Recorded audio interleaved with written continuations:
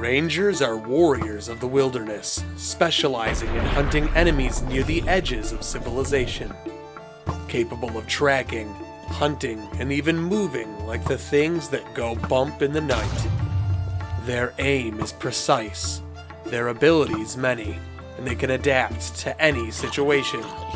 When a ranger hunts you, the stroke of death hits before you even knew you were prey. Alright, let's get started with our ranger class. Let's take a look at the gear. So we're going to have a leather tunic. I've dyed it green, just basic protection, unbreaking, mending. Chain leggings, that's going to have protection, unbreaking, and mending on it. And then I'm doing some netherite boots. Rangers don't have restrictions for metal, so I'm actually going to give us some hardcore boots here. You'll notice I also have soul speed. Rangers are incredibly adaptable and nimble. Even in the nether on soul sand, they would be able to move faster. We're also going to have a bow. This bow is sweet. Now, you don't necessarily have to have the flame on it if you don't want it, but I'm putting it on there because it's more damage over time. But you'll see I'm doing infinity on it instead of mending. You will have to fix this bow, but as long as you have one arrow on it, it's not going to run out. With power 5 on this bow, it does like 23 hearts worth of damage. With punch 2, it has a knockback of like 5 to 6 blocks. This bow, even without any special abilities, it's so intense, it's crazy. That's just the one arrow that you need, and then you have an iron sword that's also enchanted for sharpness 2, unbreaking, and mending. Rangers are not typically one item, one weapon classes. They typically have sword and bow. They're very adaptable because typically they run solo out in the wilderness. You never know what kind of situation you're going to get into, so you're prepared. Now, in order to enchant any armor, if you don't know, you're going to need to get your armor pieces out of the creative menu. And then they have enchantment books for the spells that you want to put on it. This one's for protection 4. So put the pants in, put the book in, and voila, I now have enchanted leggings with protection on them. Go ahead and do that with the rest of the gear. And if you don't know how to dye, get a cauldron, put some water in it, and then click on the cauldron with the color dye, and it'll make the water that color. All you have to do then is basically just interact with your leather items, and it's going to decrease the water level, but it's going to dye the item for you. Alright, so now we're going to need to get some items to save. We're going to get some blaze powder. This is going to be the icon we used for the explosive arrows. We're going to need to grab some slime ball. That's going to be for our grapple arrow. And then we're also going to need to go find the cobweb. That's what we're going to do for the web arrow. And we're going to go back to the anvil. We're going to take that blaze powder, and we are going to rename it explosive. You're going to take that cobweb, and you're going to rename it web. And then we're going to change that slime ball to grapple. Now we're going to need to get a structure block. If you don't know how to get those, it's just a simple give command. Give at S, structure _ block. Go ahead and place that down when you get it. And on the inside, you'll see we have some settings. Change the X, Y, and Z for the size over to 1. And then we're going to set the offset at 1 for the Y. That's going to put this empty box above the structure block. Basically, that's where it's looking. So if I were to take the explosive item that I renamed and drop that down right above the structure block, you'll see that I have it detected here, and then I can go ahead and name this explosive. Now we're going to do it with web. So I'm going to pop right up here, do the same thing again. Oop, I was too close. You get too close and you automatically kind of pick it up, so stand a little bit further away. Make sure it's in there, and I'm going to save this one as web. And then the last one here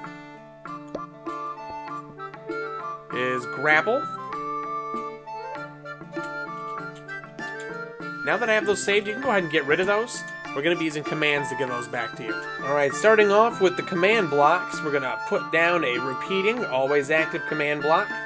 And it's going to be /test4 at A, tag = ranger. Of course, that's going to run into a comparator and a repeater. And then you'll see we're going to split off into 2 directions. First direction here is just going to be a comparator that's been ticked. You'll see I'm running in a small redstone loop, and I have one repeater. It's ticked all the way, runs directly back into the comparator. Now these 3 command blocks here, this one's going to be effect at A, tag = ranger, water breathing, 2010 true. So it's going to give you the ability to breathe underwater. This one here, effect at A, tag = ranger, night vision, 2010 true. It's It's going to let you see better at night. And then this one over here, effect at A, tag equals ranger speed, 21 true. This is going to make you faster than a normal human, which rangers typically are very agile, especially when moving through the underbrush and through the wilderness. And then on the other side of that redstone, we have a repeater that's not ticked at all, and it's going to run into an impulse command block here on top of this chain. So this first one, which is impulse needs redstone, execute at A, tag equals ranger, tilde tilde tilde, structure load explosive, tilde tilde 1 tilde.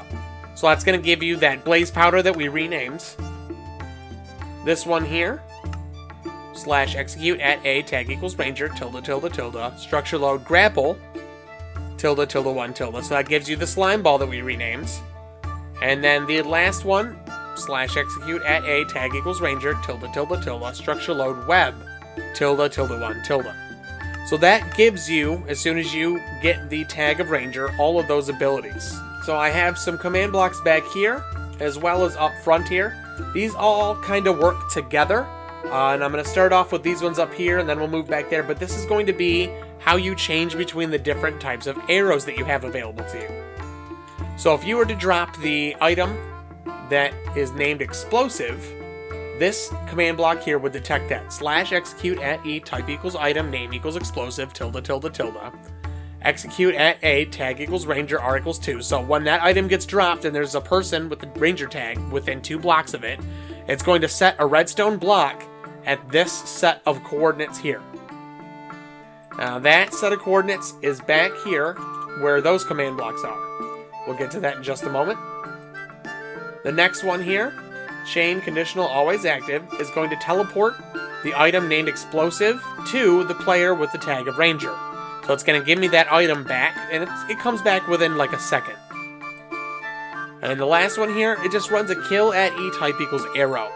So there's going to be a lot of arrows flying around. Every time you want to use one of these special powers, it's going to kill all the extra arrows that are laying around, because it needs one arrow to lock onto. So now that redstone block that it sets down is going to get placed right here, which is going to activate this. We have a repeating command block that needs redstone. So as soon as that redstone block is there, this activates. It's going to be slash execute at A, tag equals ranger, tilde tilde tilde. Execute at E, type equals arrow, RM equals 8.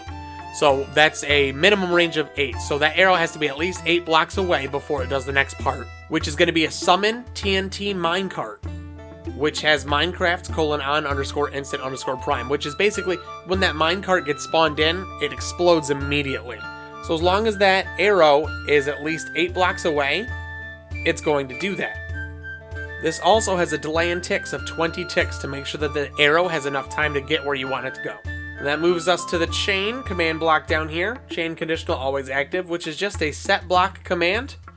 And that's for that same position right here, only it's going to replace it with air. So you drop the item, and it's going to activate this, and as soon as you shoot an arrow, it's going to give it that explosion, and then it's going to turn it off so that your next arrow is just a normal arrow again. So every time you do this, it selects the next arrow and then goes back to the enchanted bow. This is going to be a similar setup here, except for this one is looking for the item named web. So execute at E, type equals item, name equals web, tilde tilde tilde. Execute at A, tag equals ranger, tilde tilde tilde. And then again, it's a set block for a set of coordinates, and you're going to put redstone there. That's going to be this block right here by those command blocks. The next one, chain conditional always active, is going to TP the item named web to the player with the ranger tag. So it gives that item back to you. And then again, it's going to kill at E, type equals arrow. So that redstone block gets spawned in here, and it's going to power this repeating needs redstone command block, which has a tick of 10 instead of 20. It's going to be slash execute at E, type equals arrow, tilde tilde tilde. Execute at E, type equals exclamation point player, type equals exclamation point arrow, R equals 4, tilde tilde tilde, fill tilde -2, tilde -2, tilde -2, tilde 2, tilde 2, tilde 2, web 0, replace air. So, I know this is a little complicated, but basically when you shoot that arrow, and this is being powered, whenever an entity that's not a player or the arrow itself is within 4 blocks of it, it automatically fills a big chunk of air around that entity with web, like a net grenade attached to an arrow. Basically, it traps them in place. They are not going to be able to move. You get stuck in all that web, you're stuck. And then the next one here, again, it's going to be a set block. This one's going to put air, and that's going to be for that same position here. So as soon as it runs, it's going to erase that redstone block, making it so that the bow goes back to the regular arrows. Now the last one down here, which is going to be for the grapple, this is slash execute at E, type equals item, name equals grapple, execute at A, tag equals ranger, tilde, tilde, tilde. And then again, we're going to set a redstone block, and just like with the other ones, it's going to put it right up there next to that repeating command block. This chain conditional always active is another teleport for the item named grapple, and it's going to bring it back to the player with the ranger tag. And then this one is a kill at E, type equals arrow. Now if we come up here, so inside this one, repeating needs redstone, is actually, it's a little bit of a simpler command for now. It's execute at E, type equals arrow, tilde, tilde, tilde, TP at A, tag equals ranger, RM equals 3, so a minimum range of 3 blocks away. It's going to start teleporting you. And you'll see we're using the carrots here, caret, caret, caret, -2. That's going to teleport you to a position that's behind the arrow. And then we have facing, caret, caret, caret, -10. That's just to make sure that you're facing the right way when you're teleporting. It likes to change the direction that you face. By doing this, you should still be facing towards where you shoot. That's going to run into a comparator. And then you'll see we have 4 repeaters that are all max ticked. We want to put some time delay in between before we get rid of the redstone block. And this one down here is going to be a set block. -99, 147, 194, which is going to be, again, that position right here where the redstone block gets set. So as soon as you shoot it, you're going to get grappled along with it, and then it's going to turn it off so that you switch back over to the regular bow. If you like the idea of being warriors of the wilderness, then check out the Druid class. Special abilities, powers from nature, and even a powerful animal companion. This is Brown Code 67. I'll catch you next time.